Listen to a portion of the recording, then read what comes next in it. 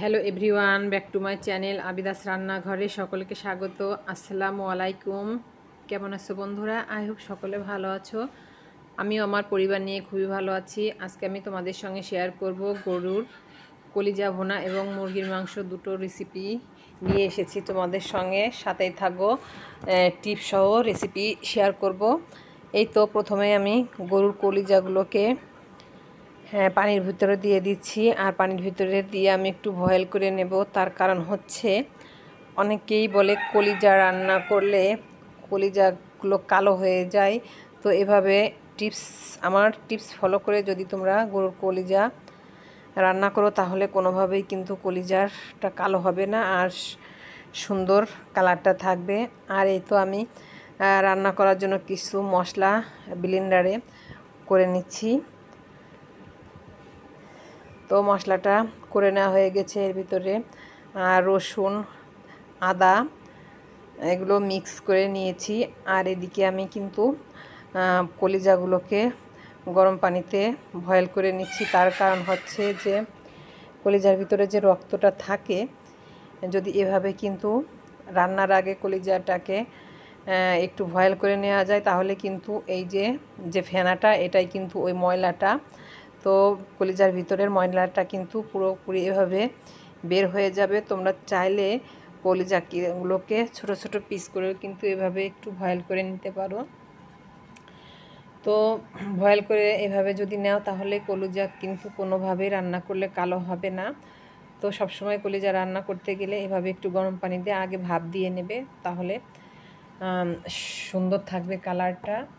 তো এই তো কলিজা কিন্তু ভাপিয়ে নেওয়া হয়ে গেছে, আর ছোটো ছোটো করে আমি কেটেও নিয়েছি অফ ক্যামেরাতে। আর এই তো আমি কড়াইতে তেল দিয়ে কিছুটা পেঁয়াজ দিয়েছি। পেঁয়াজটাকে সুন্দরভাবে একটু ব্রাউন কালার করে ভেজে নেব। তো রান্নার সময় পেঁয়াজটাকে যদি একটু ব্রাউন কালার করে ভেজে নেওয়া যায় তাহলে পেঁয়াজ থেকে কিন্তু সুন্দর একটা সেন্ট বের হয়। তো তরকারিটা কিন্তু খেতে খুবই ভালো লাগে। আর এই তো আমি ব্লেন্ডারে যে মশলাটা করেছিলাম সে মশলাটাও কিন্তু দিয়ে দিয়েছি। মশলাটা দিয়ে পেঁয়াজের সঙ্গে আর কিছুক্ষণ নেড়ে চেড়ে সুন্দরভাবে ভেজে নেব যতক্ষণ মশলাটার কাঁচা গন্ধটা দূর না হচ্ছে। তো কথা বলতে বলতে মশলাগুলো কিন্তু আমার ভেজে নেওয়া হয়ে গেছে। এখন এর ভিতরে আমি গুঁড়ো মশলাগুলো অ্যাড করে দেব। তো কালারের জন্য দিয়ে দিচ্ছি হলুদের গুঁড়া, দিয়ে দিচ্ছি ঝালের জন্য লাল মরিচের গুঁড়া, দিয়ে দিচ্ছি ভাজা ধনিয়া এবং জিরার গুঁড়া।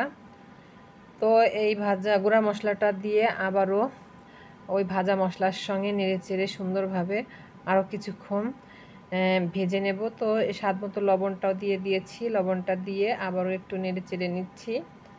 তো আমার মশলাগুলো কিন্তু সুন্দরভাবে কষিয়ে নেওয়া হয়ে গিয়েছে, ভেজে নেওয়া হয়ে গেছে। এখন আমি অ্যাড করে দিলাম যে কলিজাগুলো আমি রেখেছিলাম কেটে, সে কলিজাটা কিন্তু অ্যাড করে দিয়েছি। আর কলিজা রান্না করতে কিন্তু বেশিটা সময় লাগে না, বেশি পানিও লাগে না। তো এই কলিজাটাকে আমি একটু নেড়েচেড়ে সুন্দরভাবে কষিয়ে নিচ্ছি। তো কলিজাটা সুন্দরভাবে কষিয়ে নিচ্ছি আর নেড়েচেড়ে নিচ্ছি। আর কলিজাটা কিন্তু কষাতে কষাতে কিন্তু আমার সিদ্ধ হয়ে গিয়েছে। তো এখন সামান্য একটু পরিমাণে পানি লাগবে, পানিটা বেশি লাগবে না, কারণ কলিজা সিদ্ধ হতে তো বেশি একটা দেরি লাগে না। তো কলিজাটা ভালো করে কষিয়ে নিয়েছি। তো আর সামান্য একটু নেড়ে চেড়ে নিয়েই পানিটা অ্যাড করে দিব। তো গরম পানি করে রেখেছিলাম, সেখান থেকে সামান্য 1.5 কাপ পানি দিয়ে দিয়েছি। তো 1.5 কাপ পানি দিয়ে এখন কলিজাটাকে নেড়ে চেড়ে আরও কিছুক্ষণ কুক করে নেব। বন্ধুরা, তোমরা যারা এ পর্যন্ত আমার ভিডিওর সঙ্গে এসেছো অবশ্যই ভিডিওটি একটি লাইক দিও, যারা লাইক দিতে ভুলে গিয়েছো।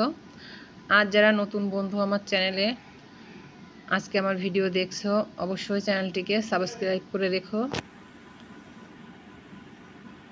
তাহলে যখনই আমি নতুন নতুন ভিডিও আপলোড দেব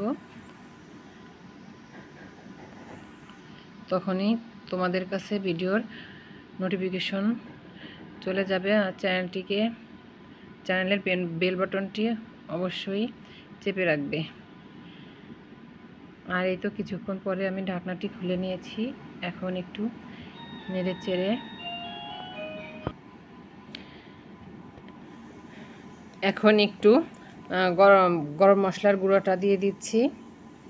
গরম মশলার গুঁড়াটা দিয়ে আর একটু নেড়ে চেড়ে আরও কিছুক্ষণ জাল করে নিয়ে ঝোলটা একটু টানিয়ে নিলেই আমার কলিজাটা কিন্তু পারফেক্টলি রেডি হয়ে যাবে। আর এই তো ঢাকনাটা দিয়েছি, ঢাকনাটা দিয়ে আরও কিছুক্ষণ কুক করে নিচ্ছি। আর এই তো কিছুক্ষণ পরে ঢাকনাটি খুলে নিয়েছি। তো ঝোলটা কিন্তু গাঢ় হয়ে গিয়েছে আর আমার কলিজা রান্নাটা কিন্তু রেডি হয়ে গিয়েছে। তো এখন একটু লবণটা দেখে কলিজাটাকে নামিয়ে নেব।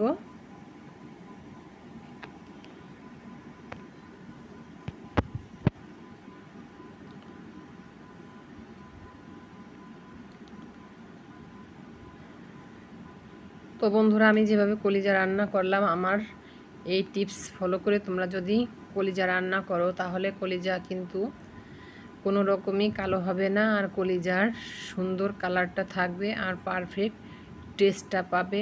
আর যদি ওইভাবে ভাপ দিয়ে রান্না না করো তাহলে কিন্তু ওই মাংসর কলিজার যে ময়লাটা রক্তটা থাকে সেটা কিন্তু রান্নার ভিতরে ঢুকে যাবে, তাহলে কিন্তু কলিজার স্বাদটা কিন্তু ঠিক পাওয়া যাবে না, খুবই কিন্তু বাজে লাগে খেতে। তো এভাবে তোমরা রান্না করে দেখবে, কলিজা কিন্তু খুবই খেতে লাগবে। আর এভাবে কলিজা রান্না করে খেলে কিন্তু রুটি পরাটার সঙ্গে জাস্ট অসাধারণ লাগবে। আর এই তো আমি একটু মুরগির মাংস অল্প করে রান্না করব। তো এই তো মশলাগুলো কিন্তু অফ ক্যামেরাতে দিয়ে দিয়েছি, আর মশলাগুলো সুন্দরভাবে ভেজে নিয়ে এখন এই তো মুরগির যে পায়া আর অল্প কিছু মাংস দিয়ে দিয়েছি মশলার ভিতরে। এখন মাংসটাকে সুন্দরভাবে মশলার সঙ্গে একটু নেড়ে চেড়ে কষিয়ে নিতে হবে। তো মাংসটার ভিতরেও পানি ছাড়াই রান্না করব। তো মশলাটাকে সুন্দরভাবে মশলার সঙ্গে একদম ভাজা ভাজা করে নেব, তাহলে কিন্তু ব্রয়লার মুরগির যে গন্ধটা সেটাও কিন্তু থাকবে না।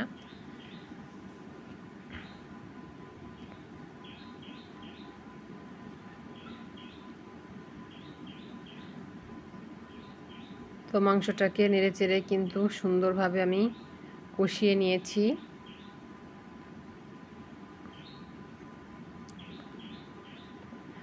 এখন একটু সামান্য পরিমাণে একটু পানি দিয়েছি সিদ্ধ হওয়ার জন্য। তো পানিটা দিয়ে ঢাকনা দিয়ে কিন্তু ঢেকে দিয়েছিলাম। তো ঢাকনা দিয়ে ঢেকে দিয়েছি আর মাংসটা কিন্তু সিদ্ধ হয়ে গেছে। এখন ঢাকনাটি খুলে নিয়েছি আর সামান্য একটু